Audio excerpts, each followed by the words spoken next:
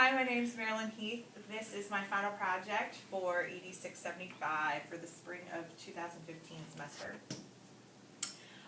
For my final project, I had to identify a problem within my classroom, and I chose to target all math standards as my area of need in the 4th grade. I have specifically targeted my special education students that receive self-contained math instruction daily with me. There are 3 students in the class. 2 students are identified with a specific learning disability, and 1 student is labeled as other health impairment, and that's mainly for attention deficits. Their developmental levels in math are in the range of 1st through 2nd grade, depending on the domain, so they're quite deficient in math areas. The rationale for me choosing the math standards is, for these students, mathematics is their largest deficit. Pressure to pass the state standardized tests increase every year.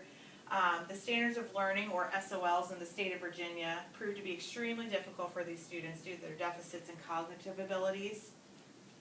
So I hope to find more interactive and visual strategies to incorporate into my current instructional techniques that allow the students to gain a better understanding of the standards. So how can we improve math scores in global domain areas for the Virginia State standardized tests? The technology tool that I chose to analyze and utilize in my classroom is called iReady. It's a diagnostic and instructional program, and it's a 2-part program that includes online assessments and online instruction. And it was purchased by our school district this year, and this is the first year that we've utilized it in the county. So I figured it was a very appropriate technology tool to track throughout the year to evaluate its effectiveness. Students take a diagnostic assessment that places them in their appropriate developmental levels for math, and that was taken at the beginning of the year. And it's taken completely independently on the student's part. The lessons are then created by the program that target individual student needs in math as they pertain to where they placed in those math domains. The lessons are completely navigated by the student, and there are regularly scheduled progress monitoring activities that is completed by the student to serve as quick checks throughout the program, and the teacher is able to see the student's progress. I'll show some more visuals as this presentation goes on as to what they look like. How do they relate to P21 skills? The iReady program utilizes critical thinking and problem solving skills, and many of the lessons are always related to real-world problems so that the students can generalize the concepts that they are learning. Students are required to create parts of the problems in order to demonstrate their learning at the end of many of the lessons on the program. As far as collaborative aspect, however, this program does not do any kind of collaborative activities. Here are just a couple samples of what the program looks like for the teacher reports, and at the conclusion of the presentation I'll bring up the program to show more in depth as to what these graphs really entail. So how is the technology implemented? The program was purchased by the county, and then students were introduced to the program in September. And they were prompted to take a diagnostic assessment when they first logged in, and it's about a 45-minute diagnostic assessment.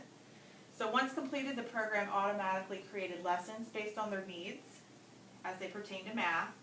And then the students participated in the program approximately 1 hour weekly. That was our goal. Sometimes it was more, sometimes it was less, depending on the classroom and the teacher. Here's a couple pictures of the students actually participating in the program. For my class, my standard was they never participated more for about 20 minutes in a session.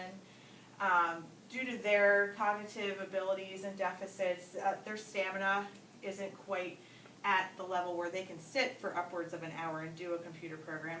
Not many people are, so I kind of limited it to about 20 minutes per session. Some of the data, and I know this is kind of hard to interpret, that's why at the conclusion of the presentation I'll show a better picture of the reports. But the data shown is the grade level equivalencies that the 3 students placed within on these dates across the bottom. And between the assessments, students participated in lessons that were individualized to their developmental levels, and they were in the domains of number and number sense, measurement, data, algebraic thinking, and geometry. Here's a sample of 3 charts that we see for our reports that we get as teachers.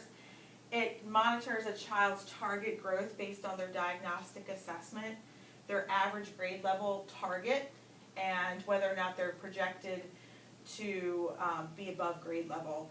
And you can see the visuals that appear as the data comes in. This child here, she is projected to meet her target growth and projected to meet average grade level target. So you want to see check marks at least. X's, not so good. But given the abilities of these 2 students, this was what I would expect to see.